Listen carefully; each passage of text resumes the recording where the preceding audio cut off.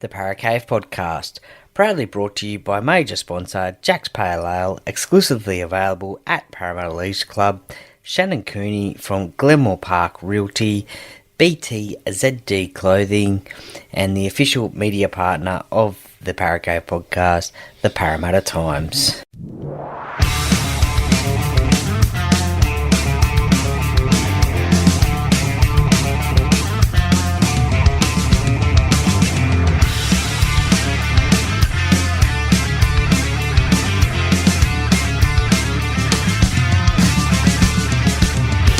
Welcome to another episode of the Paracave Podcast. And now over to your host, Troy Warner, broadcasting live from the world-famous Paracave.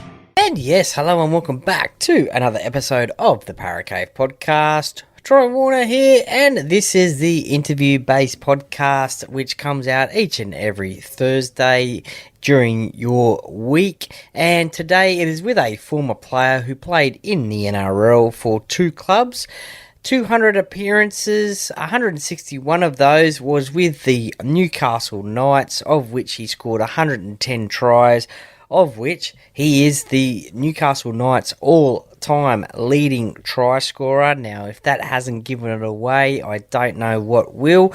But he also played for the Manly Sea Eagles as well, also the Huddersfield Giants in the English Super League, but also represented Australia and also his native Fiji as well as representing New South Wales country, New South Wales state of origin, the Mighty Blues, also represented the All-Stars as well. And have a listen to this. He was the Dally M Winger of the Year in 2010, 2011, 2012, the Rugby League International Federation Winger of the Year in 2011, and the RLPA Player of the Year in 2011 as well. And of course, I am talking about Akuila Uate. Now, as I said before, he was a real crowd favourite up there in Newcastle and in rugby league in general. You know that whenever he got the ball, people would raise to their feet just to see what he could do. And gee, did he score some great tries indeed. And look, there was a lot of times where he would score doubles, triples, absolutely amazing. So, as I said before, the Newcastle Knights all-time leading try scorer. He is currently doing some great stuff for the Mark Hughes Foundation, including the Beanies for Brain Cancer round, where they will walk 150 kilometres, which is coming up very soon. So we talk a little bit about that during the chat as well. So some great stuff there, raising awareness and money for the Mark Hughes Foundation. And look, we talk about all his playing career as well at Newcastle, Manly, and all those representative sides. So some great yarns there. I really appreciate you listening to this because I really enjoyed the interview. I probably could have talked for hours, to be honest. And I thank Akuila for his time talking to myself. Now, this couldn't be at all possible without the help of the sponsors of the podcast, which you heard at the start of the podcast. Jack's Pale Ale, exclusively available at Parramatta Leagues Club, Shannon Cooney from Glenmore Park Realty, BT ZD Teamwear, and the Parramatta Times, the official media partner of the Paracave Podcast. Also, League Tees as well. You'll find them at leaguetees.com.au as well. So thank you very much for your support of the podcast. I really appreciate it. So look, at the moment, that's enough of me talking. You want to hear Akuila and his rugby league and life story. So, as Hindy says, get a beer, coffee, whatever you want. Sit back, relax, and enjoy, and let's get straight into it. And today on the podcast, I've got a very special guest who played for the Newcastle Knights, the Manly Sea Eagles, and over in England for the Huddersfield Giants as well. Also, have a listen to this. Represented Fiji, the PM's 13, the NRL All-Stars, Country New South Wales in State of Origin, Australian Kangaroos as well, and is the all-time top try scorer for the Newcastle Knights with 110 tries. Welcome to the Paracave podcast, Mr. Akuila Uate. Thanks, mate. Thank you. Thanks for having me. Not a problem. Thank you very much for joining me. Now, born in Fiji and moving to Australia at age 16, was rugby league, what was it like growing up in Fiji, and then was rugby league something you always played as a kid? Nah, man. So the story was that I had to come to Australia for school. I wasn't doing really good at school in Fiji, but Mum sent me over to do my schooling over here. Just a bit of opportunity, and do something better in my life. And rugby league wasn't really in mine at the moment. So at that time, just something, probably just opportunity. Me finishing school, going back and work back at home, and live with Mum and help her out. How did then rugby league come into the fold? How did you discover rugby league? A couple of the Fijian boys, normally they were playing for Roosters at that time. They invited me to come down for training, just play a game of touch, and end up going with them and pretty much signed the contract right there and there. So we're Roosters. That's where it's all started, and I went there with no boots actually. Okay, yeah. I just thought it was just a normal game of touch. So it was their training session on that time. So end up joining them and just and then since then I just fell in love with rugby league. Nice. Did you ever know about a former Fijian flyer, Noah Nandruku, who played for the Canberra Raiders? Yeah, well, that was probably when I was really young then. It was always a talk, but Fiji was a really rugby union background. We didn't really look into much of rugby league, But back then, we knew who he was. And it was just down the road, like they're just their village is down the road, Okay. Obviously. Yeah. And then when I started, when I came to Australia and started playing footy and that, and I realised, this is the same part of the family. Oh, nice. It's actually my uncle. Oh, really? And then, obviously, Mum knew more than I did. Okay. Obviously, I was still young. Yeah. Man. It's pretty much that's the kind of people that obviously part of the family, and then kind of looked up to them pretty much since when I came to Australia. He was pretty much one of the foundation that from definitely league, and then switching back to rugby union, and pretty much that's where rugby league was born really. Well, there's a few players since Kiri, you got Petero Divnideva, and man, that was because I wasn't really a rugby league person back then. I was only young, I wanted to be a rugby sevens player. Okay, massive. We all grew up we all grew up rugby sevens, man. We all wanted to be Wesley Serevi and William Ryder, all that. I could go all day naming all of them.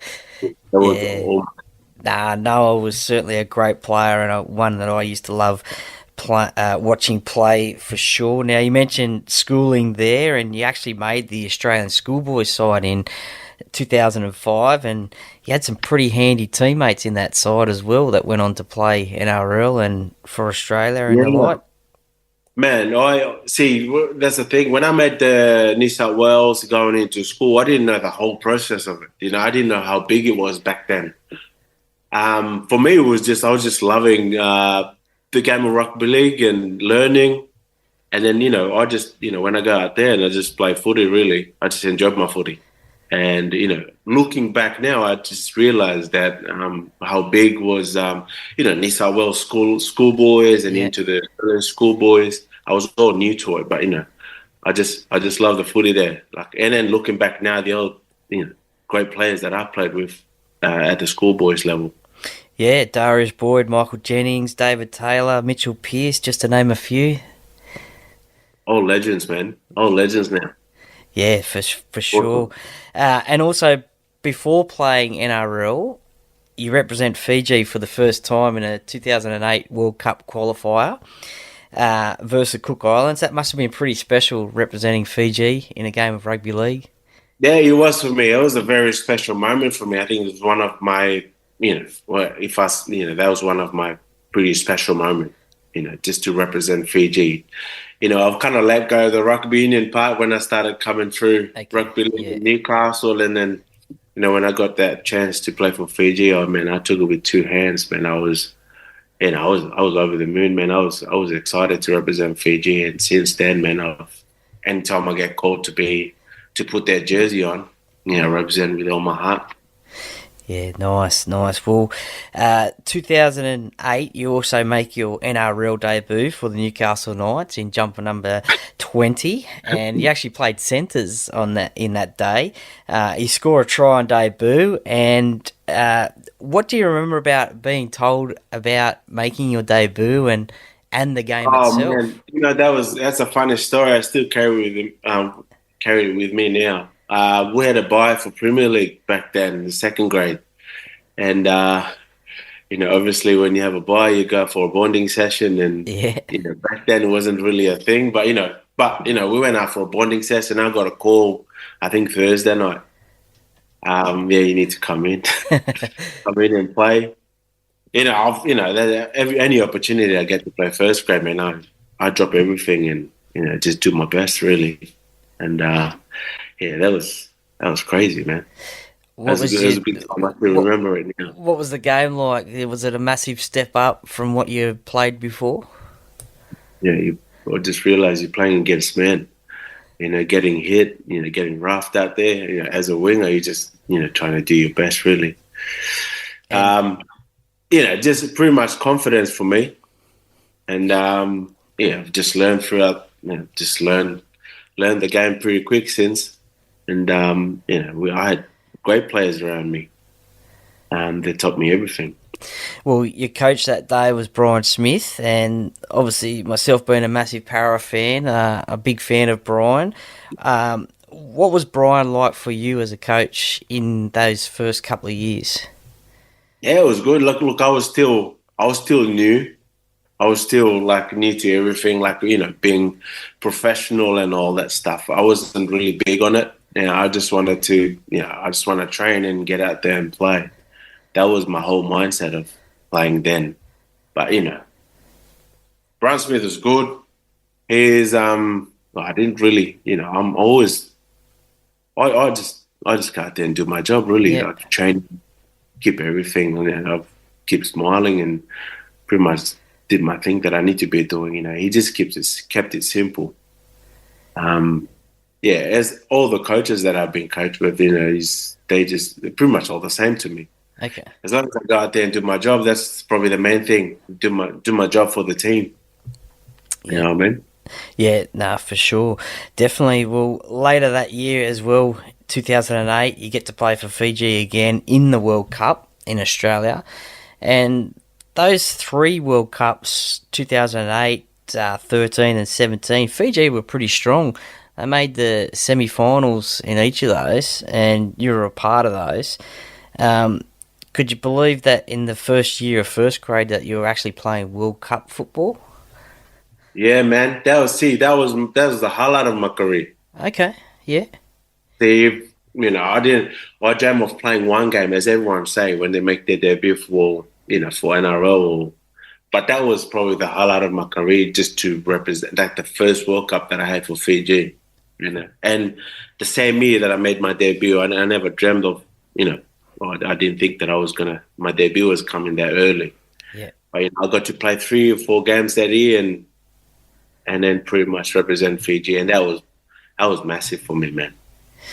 I remember the whole trip clearly, for Fiji. We didn't have no one. We had, no facility to train on. We did the camp, we did the army camp. Yeah, wow. That was the best trip ever. Yeah. We trained with the army in Fiji for that first couple of weeks. And, we just played with our hearts, really. We knew everything had everything there, to prepare for. Like, we just prepared that, whatever comes our way, we're just going to knock them down. That year, that was probably the best World Cup, the first. Pretty much we set that foundation going into the semi-final since. And since then, I think we've made it in the semi-final against Australia. Yeah. Who were pretty much dominant in every World Cup. Yeah. I think we just set that, that goal for us, that 2008, we went to camp with, I think we had 12 village boys from Fiji that represented Fiji from Fiji. And then we had, I think, 6 or 8 boys that came from Australia. Yep. A few from second grade in Premier League. We're just trying to make it work for our Fiji team, But that was probably, I put every camp, that was probably my favorite camp of all time, man, out there. Because I just set that platform for Fiji, like the camp. And we knew that, Australia and France and all the teams that we're going to play against, they all had everything, But we just play with our hearts, man. We were happy just to represent Fiji and our family. And it shows that here, we came up firing, man. Yeah, no, definitely. And anyone else make a semi-final of a World Cup, that's a massive effort. We made that statement. That's from the first game. We made that statement that, we're not here just to, we're going to come here and perform. For Fiji, for our families, for all over Fiji, man. And plus, we were doing it as well because we knew rugby union and rugby league wasn't big in Fiji. Yeah, and we wanted to, make rugby league as a thing in Fiji. And then, look at it now. It's massive in Fiji. It's pretty much mashed up with rugby union now. We've got our own facilities, and we've got the silk tails now. Yep. So that year was special, man. That started everything for the Fijian kids over here in Australia and in Fiji. Just create that bit of opportunity in there for them to come overseas as well. Yeah, nice. Well, it must have given you confidence in playing in that World Cup, because 2009 was big for yourself, but 2010 was a massive year, playing 24 games, scoring 21 tries, getting Dally M Winger of the Year. Did you think then that you had made it in first grade? Look, I don't know, but people are different. I have so much fun playing first grade. Any team I play, like even if it's second grade or third grade, it doesn't really. As I said before, I'm that person that just want to get out on the field and represent and play my heart out. But when I had that opportunity to play first grade, and it was my first full-time training, and man, I just took it with two hands, really, because I've always said it, like everyone always tells me, like, this is, I've said it to myself so many times, this is not my dream, but, if I can make a name for myself and take every opportunity, because I know everyone's dream here in Australia, the people that are playing around, like people in Australia, as kids in Australia, you dream to play first grade and you represent, But for me, I've always said to myself, man, what an opportunity, what a blessing that God's given me to even, switch from rugby union to rugby league. I want to take every opportunity I get in first grade or second grade, whatever, and just take it with two hands, just have fun out there. I think, as all my teammates always said, I'm always that person that mucks around before the game or during the week of training. That's just me, you know what I mean? Yeah, your but, nature. Going back to your question, like if I take something serious, I don't think I will ever perform well, because that's just not me, you know what I mean? I can't come away from being like happy and then, being serious. I can't really do the serious part. That was not part of me. Well, but you certainly got the job done, that's for sure, because 2010 was massive, but 2011 was even bigger, like 23 games, 20 tries, represented country, New South Wales, Australia, and starting off with the country game, do you think that should be a game that could potentially go back onto the calendar at all? The city versus country games? Definitely, but I've been saying that for years, man. It's the good part of it is, we get to take the games out in the country as well, and man, to represent country is massive. You know, I think country was good. Like the country games, country and the city game was good. You know, you get to pick the best players from city and country to play against each other to make that New South Wales team. I think the thing that I took away from the country is you get to play in the country, you know, some people, you know, because it's hard to get the footy out there. Yeah, yeah. That was one of the big thing. You know, I'm a country boy, man. Like I was born and raised in the interior. You know, to get the games out there, it's fun for those people that lives out there. Yeah. But I think we should, you know, that should be in the game for that long since. Like, I think it's not that fun anymore now. If you look at it, I mean, our game is going. It's been a roller coaster. You know, there's a lot of changes in the game now. But yeah, I think they should bring the city country game back. Yeah, it'd be good to see it back somewhere in the calendar. I guess it's a good opportunity for not so quite representative players to get a shot at playing representative football. I just think everyone can get a shot in representing that New South Wales Blues jersey. I think that was a thing back then. Yeah, it was like a trial game, wasn't it, for the Origin? Well, it was a trial game, and then it gave opportunity to players that actually wanted to play for New South Wales. You know, you pick teams, you pick the New South Wales team based on your performance and how you really want that blue jersey. You know what I mean? But if they do bring it back, I think that, you know, now you base, you know, the New South Wales team is picked from your performance every week. Yeah. But the good thing about the city and country team, you get to like see who really wanted to play for that Blues jersey. Being a Blues playing steroids is massive. You know, the last couple of years, you know, you pick the same based on performance, which is still the same. Yeah, yeah. But you know, I think city country is a bit more fun, you know. Yeah. Because you pick the best city players and you play against a country team. That's right. Well, as you've been saying throughout the interview, you grabbed that opportunity with both hands, and that from that game you get selected to play for New South Wales in State of Origin. Now that's probably the pinnacle. Do you remember your game? Your first game was at Lang Park, or Suncorp Stadium as they call it now. Yeah. In front of 52,000 fans. What is it like actually running out as a New South Wales player in front of that Queensland crowd? Man, the whole preparation during the week is massive, you know. It's probably one of the best games I've ever played. Like, you hardly hear anything. Okay, yeah. Running out, it's pretty much the only person that you can talk to is the person right next to you. Yeah. You know, it's just my center, really. You can't really hear too much of it. But then that's a whole part of training throughout the 2 weeks of camp. You get to like do the whole process of it, because in the game you can't really hear what's happening. You can just do your job, and it's more like back and forth, man. It's quick. Fast game. But now oh man, just watching the game. It goes 80 minutes. It goes so quick. Yeah, for sure. Is it more deafening at Lang Park with 52,000 than a core stadium with 82,000? Right.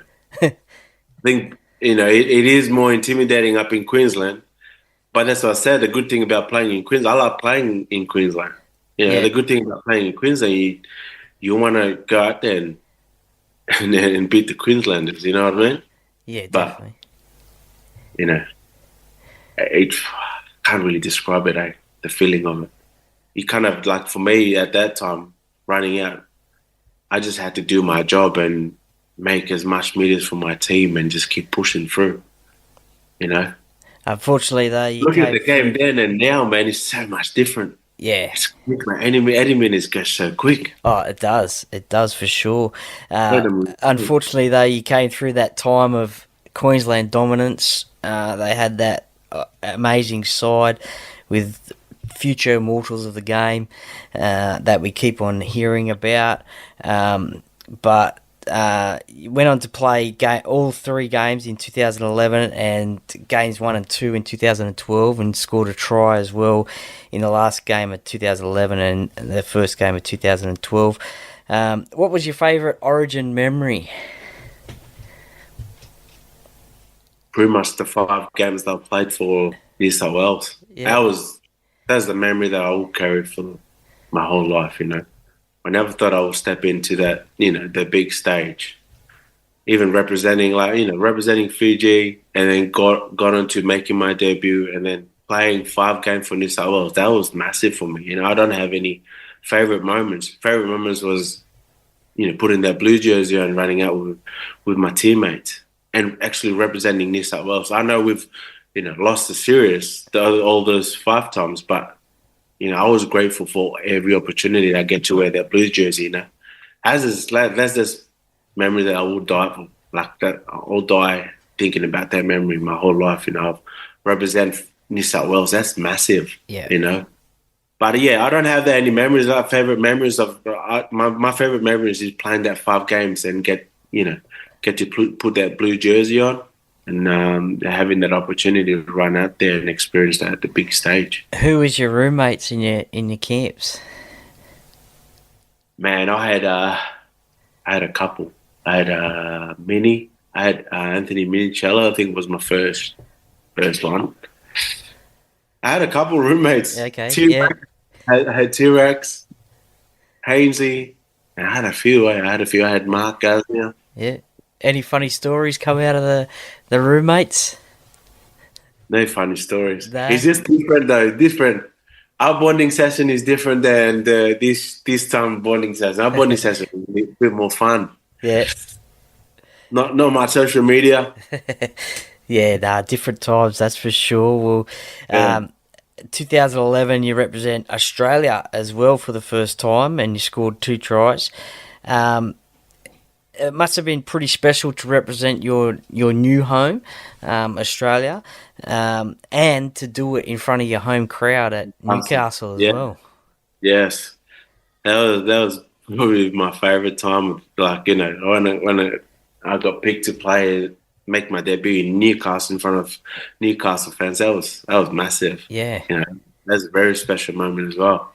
You know, I have a lot of special moments. Yeah, especially, you know, Fiji, playing my debut here in Newcastle, get to travel to a different country. That was sick. Yeah, well, that's right. Because 2 weeks later after that game, yeah, as you mentioned, you toured England for the 4 Nations, and you get to play at Wembley and Ellen Road at Leeds. And pretty amazing. I was new to that Australian team, and you know, I was pretty much because, you know, when you make a debut, you're pretty quiet, and you know, for me, just watching those legends of the game, you know, you had the Billy Slater, GI, you know, Justin Hodges, and all those Darius Boyd, and all those Justin, was it Thurston? Darren Lockyer. I didn't have to do much. Yeah, it was Darren Lockyer's last tour for Australia. You know, it was a sick trip. It was good. Like, you know, I get to learn a lot from that. And I get to say that I've played with some great players of the game, and that was a special memory as well for me. It was I think the Darren Lockyer's last tournament. I think was it tour for Australia. Okay, yeah. Well, last game. That was his last game. It was pretty special. His last game in Australia, and it happened in Newcastle. I was making my debut. That was pretty special. Yeah, definitely, for sure. And your last test for Australia was the Anzac Test, played at Eden Park in New Zealand.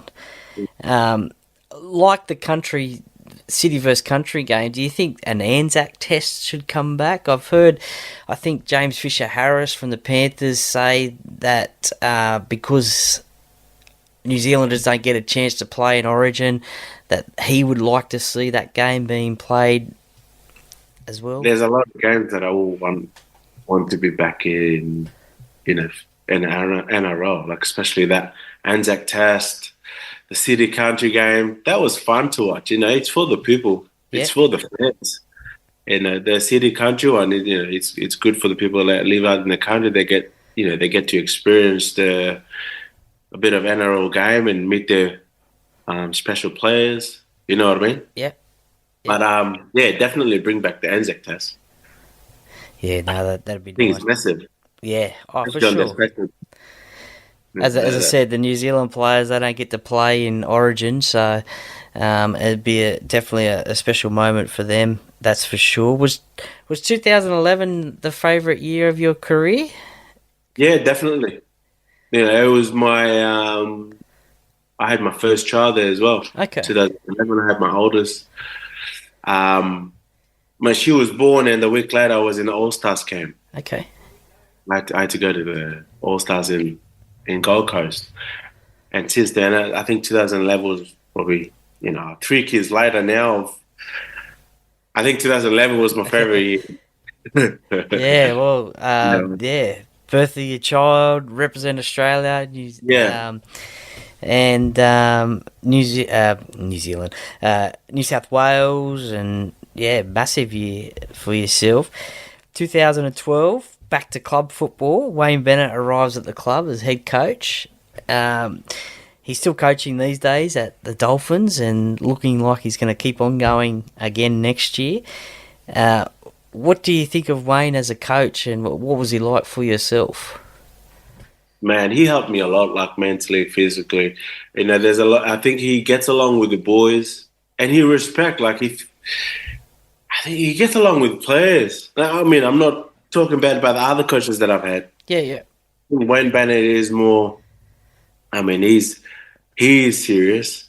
Everyone get intimidated by them. I think the players, he is more, the players than being a coach, which is, everyone get along with Wayne. Okay. I got along with Wayne straight away.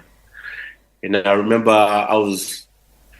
and he was a good coach. I remember when I had my second child, I was late twice. Okay. And he didn't know why, and I just told him, man, I've just had my kid and I just couldn't sleep, so he gave me a whole week off. Okay. So I think he gave me 2 weeks off, actually. Came back fresh and, But that's the kind of person he is. Yeah. He's players first, then coach second. He looks after his players. I'm not saying that other coaches that are being coached that, they didn't. But, Wayne was just that kind of person. He gets on the back of the bus. He asks for players what they've done on the weekend, any good and any good stories, any funny stories. He's just that person that he puts his players first than himself. And as being a coach, some coaches are different. They're like being coaches are being serious. There's coaches that are serious, but Wayne is at his age he still does the same thing, man. That's what I like about him. He sits at the back of the bus. He gets along with everyone. He gets along with the boys. He gets to know your families. He's just that person. You ask him to go for a coffee, he'll come for a coffee with pretty much the whole team. Yeah, wow. He's that person. And it suits my personality. I've had some good times with Wayne. Yeah. In those meetings. Yeah. He never like sitting in the meeting for too long. He certainly has been known, or is known, as a sensational man manager, so that's just clarified that one. But it certainly was, there was a lot of difficult times there at Newcastle with Wayne Bennett there, and obviously the Nathan Tinkler situation, the ownership situation. Was that a distraction for the playing group at all, or you guys just got on with playing football? I mean, we had a great year, 2013. I think the year after 2013, you're talking about the first year? Oh, just during that period. Yeah, of course, man. It is anything that comes out of the club. Of course, is a distraction, But as players, it's hard for us to concentrate. It's when you have things going around the club, of course you want to know a bit more than just a little story. Yeah. You know what I'm saying? Yeah. Of course, it is a massive distraction, around the club. Constantly in the news and that. Yeah, and social media wasn't big then. No. But obviously, you see it. Wayne was really big on not watching the news. Okay. I think that thing that I took out of Wayne is just the little things, Turn the TV off. You can watch a movie or something instead of watching the news. He was not big on watching the news and watch what's happening. Did he suggest that to you guys, the players, to do that? Don't watch. it makes sense now Yep. why he did that, because he didn't want his players to be involved in something that the club's in. You know what I mean? That's why he always say that's not our business. Our business is to play. Yep. While you have a contract, you might as well make the most of it. When he was pretty present with all the players, you know. Yeah. That's the thing I respect about Ben. He's very honest with you. Yep. Well, And of course, you know, the year after was good. Like 2013 was probably, that was a good year. 2013. well, after Wayne left, there was a couple of difficult years for Newcastle. Unfortunately, finishing with a wooden spoon. Sorry to bring that one up. But for yourself and the team, how hard was that mentally, those couple of years? I think before Wayne left, I think we had that situation with Macca, and that was heartbreaking for all of us as players and his teammates. Yep. That when Alex hurt himself, Yeah. that was hard, man. That was hard to take. I couldn't even concentrate. The game we had in Newcastle, that was probably one of my worst games I played in Newcastle, man, because I just couldn't. I did really think like most of the players didn't really want to be there. Yeah. Okay. Yeah. Performance-wise, you Yeah. know what I mean? Because we were going through so much, and as your teammate, you're heartbroken, and it obviously happened to one of the, loving. Alex was really good for the club. For him to go out that way, it was just heartbreaking So for him. I can't really describe it a lot, but yeah, that was probably pretty much a downfall for Newcastle that year. But yeah, man, that was different. But and then, as much as I want to say too much about, but I mean, 1 to 13, we still needed to perform every week. I can look back now and blame others, but Wayne wasn't really like we're the one that's playing. Yeah. We should. As you said before, it's hard to describe it. Yeah. At the same time, there's a lot of distraction, and it could affect the players as well. There's certain players have different relationship with Wayne and the club. We had our own situations. Yeah. Yeah. People worry about their families, the next contract was, and what's going on. But it's hard to perform with. Some players are ready to play, some players are still distracted by everything that's going around them. You know what I mean?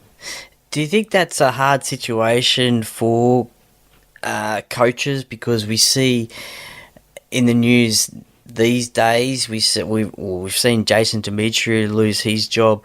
We've seen Brad Arthur under pressure of his job. Todd Payton under pressure as well. It must be a hard gig for coaches, because they're not the ones on the field. Yeah, well, that's it. It is hard for any coach, really, that coach big teams in NRL, really. You take their job, you got to be looking forward to like the situation they're going through now. Bad performance, you get sacked, or you finished, your contract's done, and on to the next. You know what I mean? But that comes down to players as well. When the team's going bad, players need to stand up and perform. Yeah. I mean, with the South thing, you can blame Latrell for one person can win the game for the whole team. You know what I mean? Yeah. It takes a team effort. Yeah, 100%. 100%. Doesn't help when one person get blamed for the whole 13. The whole team should be standing up for themselves and going out there represent the club. Yeah. But I know nothing. I'm just one of the fans. That's it. But as players, man, it's hard because people have different situations going through their life, during the week. Some players are going, oh man, it could be your last year of contract and you're performing bad. Some players are different. They have different mindset on everything. No one's the same. We all got. Some people are probably leaving at the end of the year, worried about their contract and their families. Performing up and down, it doesn't help. Was that the case in 2016 when Nathan Brown came on board as Newcastle coach? Because you only played 10 games, scoring 1 try and played mostly reserve grade, and then eventually got a release from Newcastle. Was that a difficult year for yourself? Was that a performance-based thing? Yeah, well, that as well. It is. It is a difficult year for me because my whole career in Newcastle, I didn't want to go anywhere else. I didn't want to go to Manly. I didn't want to go to any other clubs, except for Newcastle. I wanted to finish my career in Newcastle, man. My whole family is from Newcastle. My kids were born and raised in Newcastle. But, sometimes, when someone, it's based on performance, yeah, big time. But at the same time, I had injuries, man. Okay, yeah. And, yeah, it was a difficult year because Brownie came in. He's as a coach, he wanted to rebuild the club after Wayne. And it's difficult as a coach to come and rebuild a club because, you got older, young players, But, yeah, what's done is done. I don't blame anyone. I should have, it's based on my performance as well, as you asked before. Yeah, definitely, man. I only just realized later that, obviously when you rebuild a club, you're trying to, get rid of players that's not performing. And I wasn't performing that well, And I'm not blaming no one. I blame for my own performance. But, yeah, that was probably the tough year living in Newcastle because, I accept the, playing reserve grade as well. After all those years, I think media makes it worse, But for me, going back second grade is, I needed to prove myself and get me back up first grade. And if this is my last year, then I might as well perform. But it didn't help with my injury as well, come back and then I got hurt. But the week after I was meant to, back up in first grade, but I got injured. Okay. And that injury didn't help as well. Nah. But, you live and learn. And, when you're not performing at your best, you get moved on. Was there any other clubs other than Manly interested in your services? At the time, I'm not really sure, because my manager did all the talking and all that stuff. But yeah, Manly was the one that we did the swap with. I think Jamie Bureau came to Newcastle, I went to Manly. Okay. So what was what do you think? How different were Manly and Newcastle as clubs? I mean, obviously every club's different, but were there massive differences? There were rivals, that's for sure. I copped a lot when I left to go to Manly. It was, but I knew, man. Playing through Newcastle, I knew the rivals. Yeah. Then playing first grade all the way to first grade, and me leaving to go to Manly. But it's different how they take it now, really. Yeah. It's different. No, that's it. Well, you got that was a tough year for me. That was a tough move, going to Manly. But it was a good thing. I need to refresh. Different club, different mindset. Start again. Different. And I was happy to do that, man. Okay. Yeah. Yeah. Well, you certainly played a lot in 2017, and another player who certainly made his mark that year was Tom Trbojevic. Unfortunately, he suffered another injury over the weekend, but what was it like playing with someone like Turbo who was just starting off his career? Yeah, it was great. They're all great players. They were just, I mean, talking about Turbo, Jakey is one of the nicest guys I've ever met. Yeah. Yeah. He's, man, they all do train hard, man, the Trbojevic. And to see Turbo where he is now, a bit unlucky with the hamstring problem. Hopefully, with a speedy recovery, hopefully, he comes back stronger. That's it, for sure. We hope he does. As obviously a New South Wales supporter, hopefully he can maybe just get back. And just recently, yourself was in the news about supporting Lloyd Perrott in his case against Manly. What was those training conditions like in the? I'm assuming in pre-season. With that situation, I don't know. I didn't even know myself until everyone started talking about it. you know, I'm that person to stand up for what's right. That's for sure. You know, but when then years later, then you see, it was Keith that passed away. Yeah, That breaks my heart. That would break anyone's heart. You know, as a father myself, you know, I don't know what I would do if I lose my son or one of my kids. And it is something that needs to be investigated. It is something that I stand strong for. You know, I know, you know, I'm not letting anyone down. Yep. You know, I'll say what I need to say. I'll say what the truth about it. You know, I think it was silly at the time, but you know, I don't really like describing it now. You know, obviously, but I'll stand for what's right, and I'll stand for what's need to be said. You know, it's not that bad, but you know, when you stand, you know, when this situation comes up, and you realize a year later, you know, Keith passed away from it, and that breaks my heart. Yeah, For definitely. not doing anything about it.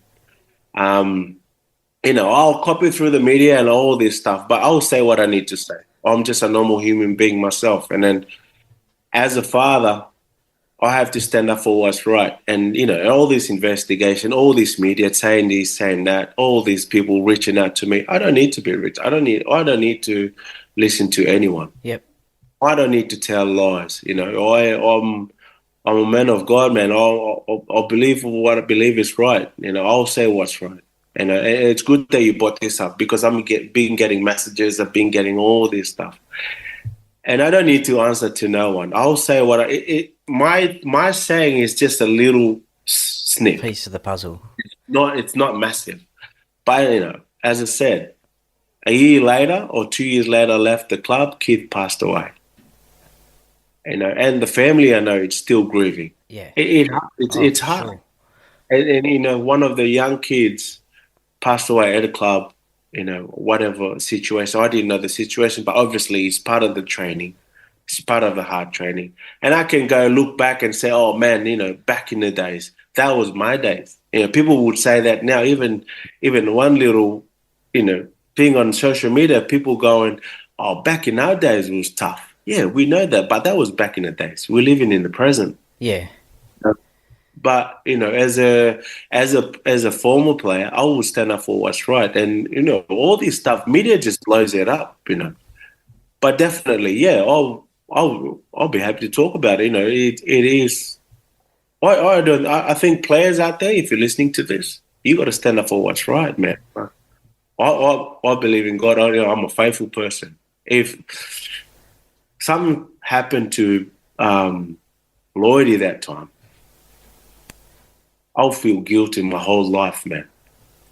You know, losing a teammate like that and me being there and not saying anything, that will break my heart, man. And I know that my kids will be watching this in the years to come, if I'm still alive or not. But I know what to say. I know what I say. I know what I've seen. And that's all that matters to me, is telling the truth. It's not about, people are going to talk. I don't care what people think. You know what I mean? Yeah. It's good that I have this conversation, because I know people are writing silly stuff, you know what I mean? It doesn't affect me at all. I'll stand up for what's right. You know, if, as I said before, let's talk about Lloyd again. Whatever happens to him at training that time, and the ambulance came in and took him, her last memory was waking up at the hospital. If he was gone that time and I didn't say anything, I'm going to repeat myself. I'll feel guilty my whole life. Yeah. And I would keep saying to myself, I wish I'd done something. But now it's the time for me to say that. I'm going to do it. You know what I'm saying? Lloydie now, after what's happened to Keith, has passed away. Lloydie's... I'll probably reach out to Lloyd and see if he's okay, because him going through that same situation, it is heartbreaking. Yes, for him, he'll be thinking about 24/7. That could be me. Yes, you're right. That could be you, bro. But for me, standing up for what's right, I think that's just how it is. I'm a normal human being. I can say whatever. I say what I need to say. I say what needs to be said. And it's just a little snippet. Yep. You know what I'm saying? Yeah. People get nervous about this kind of situation, but not realizing it. And that could happen to your own kids one day. How do you feel if no one wants to stand up for your kid if he is gone? Do you know what I'm saying? Yeah. But I'll look at, that's just me, bro. I will stand up for what's right. I was there at the same time I was there. I wouldn't say anything if I wasn't there. And media's blowing this up. It's totally fine with me. They can say whatever they want, But at the end of the day, it's coming to this is reality now. Yeah. And what's happened to Keith and his family, I don't think this can heal no one, especially Keith's family. And they can't go back. Nothing could be done. Nothing could be said to bring Keith back. I pray that family can grieve for as long as of sending love and blessing to their family. And it is heartbreaking. Definitely. It is heartbreaking. But, and it's good that you asked me because I just need to say it, and I'll stand up for what's right. And I totally believe that whatever's happening now will come at the other end, and hopefully we can move on. Yeah, well, I appreciate you talking about it, and yeah, man, thank you. You're very passionate about it, and I appreciate you answering that question. That's for sure, and hopefully your message will get out there as well. After Manly, you had a season over in England. Yeah. What was that like playing over in England? It was good, man. I don't like the cold. But to be honest. But I ended up loving it over there. It was a good experience for me and my family. It obviously didn't work out the way I wanted. Yeah. And then going again, injuries. I think I had about 12 games over there. Yeah. Going to the second year, I've done like the same. My ankle wasn't right. And going to the second year, I was in rehab for so long. I had one more year left. And the most important thing for me is my family and, how they're feeling at that time. And my body was starting to you got really frustrated at the end. I got really frustrated at the end that I wasn't performing at my best. And, I came at the end of, close to the end of that year, I, obviously had to sit my family down. And I know my kids were looking forward to coming back to Australia to see their grandparents. Yeah. And that answered for me. Straight away. That straight away, that answered for me. I had the answer pretty much the next morning. Yeah.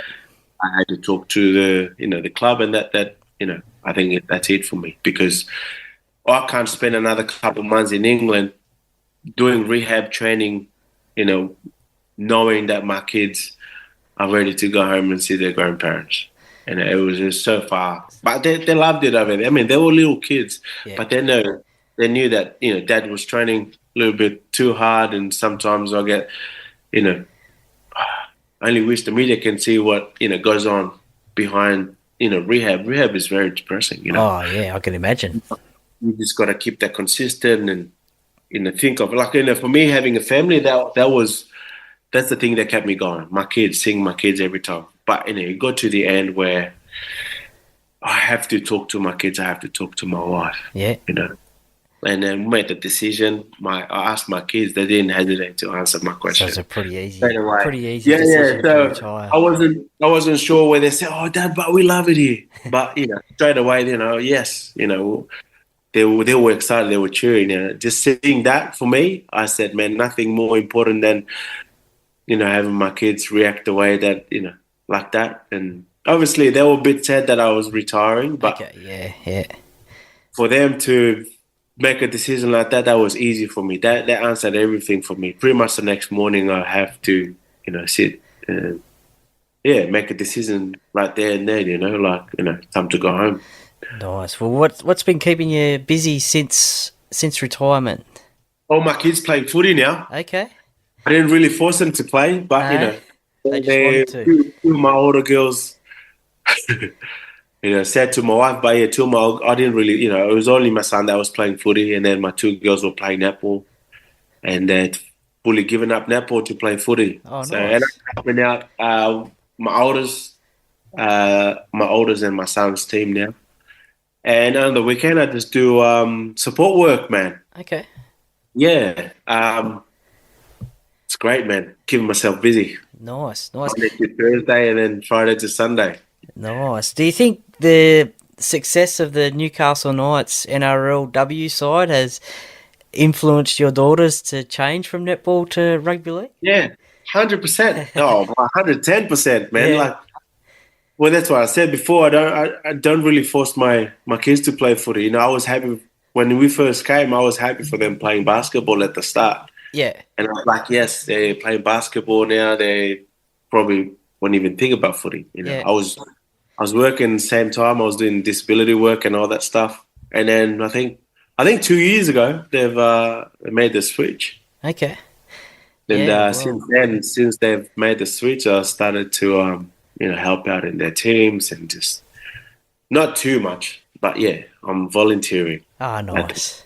But yes, it got me thinking as well. Like, hopefully one day I can get myself involved in pretty much anywhere really. Yeah. I'd love to get myself involved going back to Fiji and doing a bit of clinic and all that stuff. Yeah. Yeah, no, that'd be good. Somewhere during the line would be good to get myself involved in the Fiji team somewhere. Yeah. Somewhere. Ah, nice. Well, I have met yourself a couple of times at the Mark Hughes Beanies for Brain Cancer Yes. walk from the SCG to the Opera House, a charity that you're quite passionate about. How and why did you get involved in that? Man, I've been involved with the Mark Hughes Foundation, I think 2016. Seeing, Mark's story and, I was still playing then. Yeah. And one of the big things that, when I finished footy is I wanted to be involved in like something like the Mark Hughes Foundation or anyway, because, I'm very grateful that I got involved in the Mark Hughes Foundation. There's a lot of stories that I love hearing. It just, I don't know, it just drives me, Okay. Yeah. And there's a lot of people that are going through brain cancer and yeah, man, I don't know, man. There's just something about the feel for doing good in the community, and that was one of my favorite thing to do. I haven't missed since when I started doing the walk, and in the next couple of weeks, I think we're doing the walk again. Nice. Well, shout out to Luke from the Big Three Trek. Yes. He's a good, great bloke as well. And you've done the 150-kilometre trek a few times. And as you just mentioned, the next one's coming up in a few weeks' time. What would be the most enjoyable and what would be the hardest thing about walking 150 kilometres over 3 days? Well, the best thing about the enjoyable part is raising funds for brain cancer. That's probably the enjoyable part. And I enjoy people like just putting their hand up really and joining the walk. They've Luke have done Luke and Ella and everyone that's been involved in the 3 big tracks from the start. It's they've done a great job, man. And it's a big thing now, and I'm grateful that I'm a part of it. You know what I'm saying? That's the best part of it. The best part of it is walking with people that have gone through it. Yeah. And the thing that drives me to keep going through the 150k walk is just listening to people's stories and people that have gone through brain cancer, and they're actually doing the walk as well. Yeah. That thing that drives me is the determination to just keep going with life. And that's for me, I'm just there for the fun of it. I'm just there to give energy. I'm there to give hugs to everyone that needs it. I'm there to raise a lot of money for the Mark Hughes Foundation. I'm there to listen to everyone's stories because I take everyone's stories and I write it down in my brain.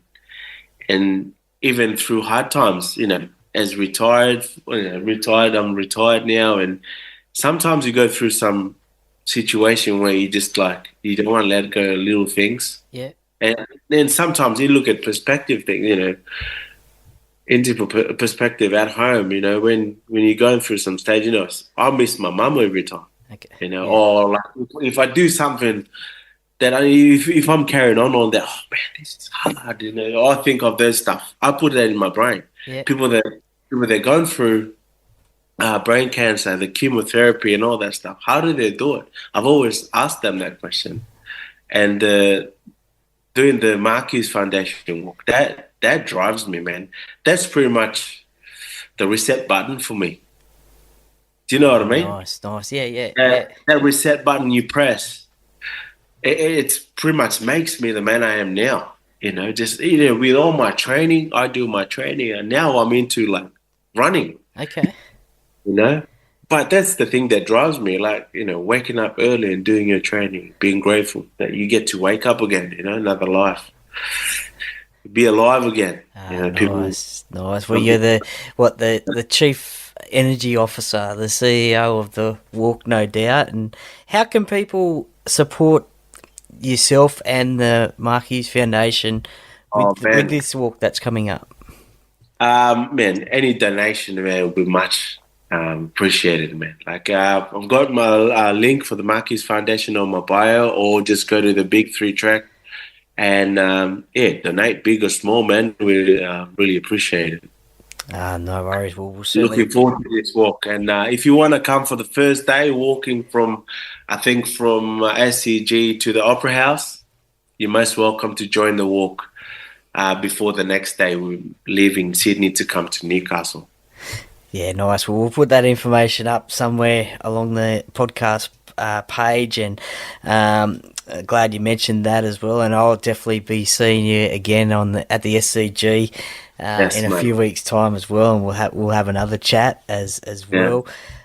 Just a quick couple of common league questions. Other than your home ground, was there a favourite ground that you used to love playing at? I'd say Suncorp Stadium. Yeah, true. Okay. It's pretty good playing in Queensland. I mean, I still rate Newcastle is probably my favourite one. Yeah. What about a least favourite one? Was there one that you didn't like playing at? Brookwell. Hated playing at Brookwell. How did you go when you were playing for Manly? I mean, you got used to it because you trained there. But I've always tell, like, I don't like the feel of Brookvale. Okay. I hated playing at Brookvale. But then when I played there, I knew how the other players, I know I didn't like playing at Brookie. He's just heavy. But when I was in Manly, I love playing at Brookie because I know the other team hate playing Brookie. Well, that's a smart way to look at it. That was a win. That was a win for us. Definitely. Who was the hardest kicker to take a bomb from? Cooper Cronk. Yeah. Every time I go to Melbourne, it's just that going to my left side, kicking back this way. Cooper Cronk was really good at that. And I just hated every kick he's put up. I mean, just hope for the best to catch it. Yeah, no, definitely. But yeah, Cooper Cronk for sure. Yeah. Who was the hardest tackler? Who got you a good one? Well, I would say Craig Inglis, man. He's just, man, he's a goat. He stopped me once in Newcastle, United try too. Yeah. Well, is there a favourite try that you scored during your career? Is there one that stands out? I think off the kickoff against Roosters at Gosford. Okay, yeah. Gosford, I think, against Roosters. I think just before halftime or something. I remember Kurt was just blowing up. We need to get this ball back. And for me, I just all right. Just give me the ball. Ace it. I fluked that one, but I got through. Oh, that's it. I don't know how I did it, but that was one of my favorite tries, man. Gosford against the Roosters. Nice. I think it's because it was against. It was the first game against Brian Smith. Okay. With Roosters. Fair enough. It must be always good playing against a former coach or for sure. A former team. We'll do the quick top 10, and this is just a quick yes or no or something like that. You can elaborate on or not. Barbecue or tomato sauce? What's your favourite? Barbecue sauce. And just a side question to that one, where do you store it, the fridge or the cupboard? Cupboard. Nice, good man. On a plane, do you prefer... No, my kids put it in the fridge, but, I'll put it in the cupboard. But I always end up back in the fridge anyway. How will these kids, man? Nah, it goes too hard. It goes too hard when it's in the fridge. On a plane, do you prefer the window seat or an aisle seat? Window. Nice. Pineapple... Probably aisle when you sit next to big people. When you travel, I don't like sitting next to the forwards. Yeah. Because it takes, that's why I like the aisle. But it's different. If I'm sitting, I have to sit with the backs, the small boys. Yeah, nah, that's That was good. me. Yeah, nah, I like that one. If you're flying to New Zealand and that, I prefer the window seat so I can sleep. Okay. Yeah. It's hard to sleep these days with the team sport. Yeah, nah, definitely. They were always playing pranks on you and whatever when you're asleep. Pineapple on pizza, yes or no? What was that, sorry? Pineapple on pizza, yes or no? Yes and no, man. Yeah. Just Yeah. the way you're feeling at the time. Yeah. I mean, if it was barbecue meat lovers, yeah, something meat in it, but if it was just pizza meat, pineapple, I don't know. Yeah. I need meat, man. Yeah, nah, fair enough. Meat lovers is my favourite as well. Tea or coffee? Coffee, for sure. Arnold or Sylvester? As in Arnold Schwarzenegger or Sylvester Stallone? I love my Rocky movies, man. Yeah, but yeah. Oh, nice, yeah. Which one is your favourite Rocky movie? I don't know about the last one, but the first one is probably the best one. Okay, yeah, no, I'm a Rocky 3 guy. McDonald's or KFC? KFC, for sure. Did you have a post-game cheat meal? Look, everyone that knows me, man, I love my KFC when I was playing. I know about these days, man, all professional stuff now. I got professional at the end of probably 5 years, last 5 years because, I know I love my wicked wings, man. I have to, my high carb days is probably, Nice. Day before the game, I could, go half and half. I don't do wraps. I don't do sandwiches before the game. A day before the game, I'll go hard, man, Load high up. carb. It doesn't help with weight, but it helps me with energy on the field and score tries, you know what I'm saying? Well, but, it obviously it's works. different now. It's all professional now. I know I should have been more professional, looking back through my career, but I got no regrets. Whatever works for yourself, hey? Yeah, everything based on performance, man. And I'll try to keep it the same. That's it. Even though, during the week, he goes, "Oh, are you having pasta?" Yeah, pasta, bit of schnitzel, then bit of wicked wings. Nice. Nice. Are you a morning or night person? Morning. I used to be a no morning person when I was playing. That's all different now. Yeah. Yeah. I mean, 4 kids now, they have to wake up early, do their lunches, That's send them it. off to school. Good. Stiff. Good. Summer or winter? Oh, Which do you prefer? summer. Okay. Summer for sure. Yeah. But when I was playing, I prefer winter because I didn't like preseason training. Well, It's too hot for me, man. yeah, nah, true. Don't blame you there. Coke or Pepsi? Coke. Yeah. And sort of a training one. Cardio or weights? Cardio. As you I don't do much weights, but I try to keep my weight down. Yeah. So I do a little bit more cardio now. When you get older, it's a bit slow losing that weight. That's why I train every morning. Keep the weight the same. Yeah, It's up and down. Yeah. Yeah, no, I can imagine it must be hard after playing, that's for sure. And we'll wrap things up with a set of 6, the personality sort of questions. This one might be a little bit of an easy one because I can see the T-shirt that you're wearing in the video there. But what's your favourite sport outside of rugby league? No, I'm only wearing this shirt because it's my daughter's shirt. Oh, okay, yeah. But man, outside of rugby league, you're talking about? Yeah. Is there a favourite sport outside of rugby league at all? I mean, Ostag at the moment. Yeah. But yeah, I don't know, man. I don't know. I'd say rugby league, right now. I'm not really sure, man. To be Yeah, honest, no, that's I'm not okay. really, since I That's finished all right. footy, It can be rugby league. That's it's just pretty much rugby league, man. yeah. No. Oh, sorry. Yeah, I could answer that question. There's rugby sevens. Sorry, Yeah, man. okay, yeah. Seven tournaments going on, even though Fiji is losing in the finals, but Fiji through and through, man. Yeah, no, that Rugby union, good even the answer. super rugby. Yeah. Well, they certainly played in You are still in it. it was certainly good the other night at Allianz Stadium, playing in a pool of water. the Brumbies and the Waratahs. It was amazing. This one probably be pretty easy for yourself, I reckon. But favourite holiday destination?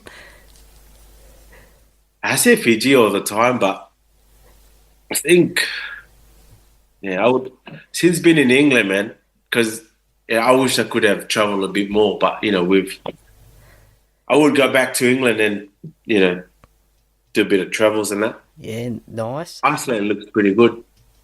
Santorini, you go. Would love to go there. Yes. I mean, probably when the kids get older, but, Fiji at the moment. Yeah. Nah. I'll just stay there. Yeah. Who would be the most famous person you'd love to meet and have a chat with, either alive or dead? Man, probably The Rock, man. Yeah? The Rock. Big Rock fan? Lane Johnson. Yeah, for sure, man. Yeah, nah, certainly good one there. And he would have some great stories, no doubt, for sure. Which three former teammates do you think you wouldn't want to be stuck on a deserted island in Fiji with? Definitely not Jared Mullen. I go back and forth with Jared Mullen. He's probably just going to argue and pick on each other all the time. That's one. I wouldn't stuck an island with. Yeah. Jared Mullen, Cooper Wooner, Junior Sal. Fair enough. Nice. What's your specialty dish in the kitchen or on the barbecue? It's that's easy. Probably just island food, man. Yeah. Island dish. Barbecue is just normal, man. Yeah. Chicken sausages. That's it. And the last one, who's your favourite musician or band to listen to? Bro, I don't have one. No? I listen to my Fiji songs, man. Okay. My whole career, I've just played my Fiji jams, man. Even before games? Before the games, after the game, yeah. At home, I still do the same thing. Is that why you were still so relaxed before games and stuff like that, probably? Before games, man, I've got to be honest with you, there's a lot of, when I'm on my way to game, which is like if home game or away game, I've always listened to my slow jams. Okay. I'm into this Boys to Men cover song, just kind of like, just makes me relaxed. I don't know why. I don't know if other players do this, but, I listen to my slow jams on the way to the stadium, or if I'm away game in the bus going to the game, I've always listened to my Boys to Men, like slow jams. I don't know why, but it's kind of just, just relaxes you. When I get to when I'm getting ready and that, you can see me a couple of times when I'll just dance. Yeah. That's when I'm, putting all my jams in, like club jams, like it's normally Fijian jams. Okay. Yeah. Oh, nice. That's it. That's it. I've got nothing special, man. Like it's just a bit of Michael Jackson and like some remixes. Yeah. Of SoundCloud, whatever's good. Like on the day, I'll just listen to it the whole time. Nice. Normally, I just put on repeat and just use the same song that pumps me up. Okay. Yeah. Bit of techno as well. That'll get you going. Something just keep me going. You see me like, I know Wayne. How I prepare for the game, all the boys that I've played with, alongside with a long time ago, I'm that person that annoys everyone. Like, as soon as, I'm putting my socks on and I have my earphone on, that's just me. I'll probably be dancing the whole time, all the way. Some people, I know Kurt will probably just sing me, like, they'd be just looking at me, what the hell are you doing? But that's just me. All the players got used to it. But that's just me. That's how I prepare. I'll rather dance, keep going, and then as soon as I put my earphones on, it's game time, But yeah, I haven't changed any ritual, bro. Like that's just me from when I first played till the end of my career. Ah, nice. I know. Fiji songs, slow jams before it, and then just into the something good beats, man. That's just me, my whole career. No change. Well, why change? Why change a winning formula? Yeah, that's it, man. Keep it the same. Nah, that's good. That's good. I know Brett Kenny, former Parramatta legend, his teammates used to think that he was asleep in the dressing room before a game. That's how relaxed he was before a game. So. Everyone's got different ritual. I know there's a lot of people prefer spewing before the game or like sleeping. Well, just Sometimes you quickly get together. before we wrap it up, just a question off the top of the head whilst we're talking about pre-game and stuff. Who would have had a strangest ritual before a game that you noticed during your career? Well, there's one is Wes Ngama. Okay. Even though he doesn't feel like spewing, but he puts his hands in there and just, Forces himself. Forces himself. And he just had to spew before he runs out. It's crazy. But then he's sweet after that. But I don't know. I've got a standard. I know the boys get annoyed with it, but I'll just dance. Yeah. Everyone getting serious I don't know why, but everyone got used to it. Like some people that just probably recently signed, they're probably going, "What's going on here?" I'm that person, man. I can't. That's just me. You're the chief energy officer. That's a good thing about I love about Wayne. Wayne didn't care. Okay. Maybe we'll be standing in the corner. I'll be dancing, and I'll just come and grab him. Would he join in? He joins a couple of times, but then he walks away. Nah, fair enough. Well, I'm just a normal person that goes around dancing before the game, but that's just me. Yeah, nice. Well, Akuila Uate, thank you very much for joining me today on the Para Cave podcast. Look, I've really enjoyed this chat. Thank you very much. Thanks for having me, man. Nah, not a problem. Anytime. And no doubt, as I said before, we'll catch up in a few weeks' time at the Beanies for Brain Cancer launch, and we'll have another chat then. But thank you very much for coming on the Para Cave podcast today. Thank you. Appreciate you, my brother. Thank you. And welcome back, and thank you for listening to Akuila Uate and his rugby league and life story. Now, as I said, some really interesting stories there in that chat about his playing career and what he is up to now. And look, he did encourage everybody, if you are able to get down to the SCG for the Beanies for Brain Cancer launch. I will be posting details on that when I get those as well, because I will be there as well. I've done that the last couple of years, so encourage everyone, if they are able to get down to the SCG when the NRL Beanies for Brain Cancer round is launched, and you can walk with some legends of rugby league as well as normal everyday people as well. It's a great little walk from the SCG to the Opera House, so I encourage you, if you can get down there, to do that. I won't be taking part in the 150 kilometre walk, but some of the walkers on that day will be walking. David Gatt, who I've had on the podcast previously, he will be there. Akuila will be there. Billy Peden as well, who I've previously had on the podcast, he will be there as well. So doing some great stuff for the Mark Hughes Foundation. But I'll put that information up on the social media when it comes to hand, and any support will be massive for the Mark Hughes Foundation. They always bring out a great range of beanies each and every year. The designs just get bigger and better. I think I've got about 5 or 6 of them now here in the Para Cave, so I'll be getting another one this year as well. That's my little contribution to the Mark Hughes Foundation.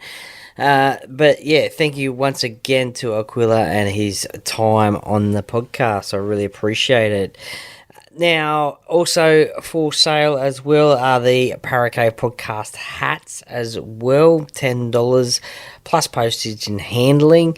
So a great little gift there. You'll see me wearing them in videos and the like. So if you want a quick birthday present, or you just want to wear a hat around town, or wear a hat mowing the lawn, or whatever, contact me. $10 for a hat, blue and gold hat. How good is it? Thank you very much. So just contact me via the social media channels, and message me and we'll get something sorted. That is for sure. So hope you're enjoying plenty of content coming out on the podcast. So any jersey launches, also the chats I have with the Duckman on Pulse FM, also the tipping podcasts as well have actually been pretty popular. I don't know if you've been following my tips each and every week, but the last few weeks I haven't done too well. I've got, I think, 5 out of 8. I think maybe one week I got 4 out of 8, but they have been pretty popular. The listening numbers on those are quite good, so thank you very much for listening to those. And as I said, if you are following my tips, then thank you, but if you're not, you may be doing a little bit better than me each and every week lately, so thank you very much for that as well. I really appreciate it. And the game day previews as well that come out each and every week as well. I hope you're enjoying that. So give the podcast a follow on Apple and Spotify or whichever podcast platform you are listening to. And if you can, please leave a 5-star rating and review. And also follow the podcast on the Instagram channel and the Facebook page as well. That'd be most appreciated as well. So hoping to get some good and they're all good, but getting I should say some guests on that you will really enjoy. So hopefully they will come in the next coming weeks, so stay tuned for that one, for the interview based podcast. Anyway, look, I'm going to go now. Just a reminder, I will be up at Magic Round on Saturday and the Sunday. So I don't know what I'll be doing on the Saturday. On the Sunday morning, you will probably find me at the Lord Alfred Hotel on Caxton Street. And Sunday, we'll be at the Parramatta game as well against the Melbourne Storm. Saturday, I more than likely will be in Caxton Street somewhere. So if you see me out and about at Magic Round, come up and say g'day. Let's chat some footy. Always great to meet a few listeners that like the podcast. So thank you very much for supporting the podcast. And as I said, if you see me, let's have a chat about footy, and I really appreciate your support. So I'll be up there at Magic Round. Cannot wait. Should be an awesome weekend. And look, that'll just about do me for this podcast. So thank you very much for listening and your support. And as I say each and every day at the end of a podcast, the Para Cave podcast, by the fan, for the fans. Go Para!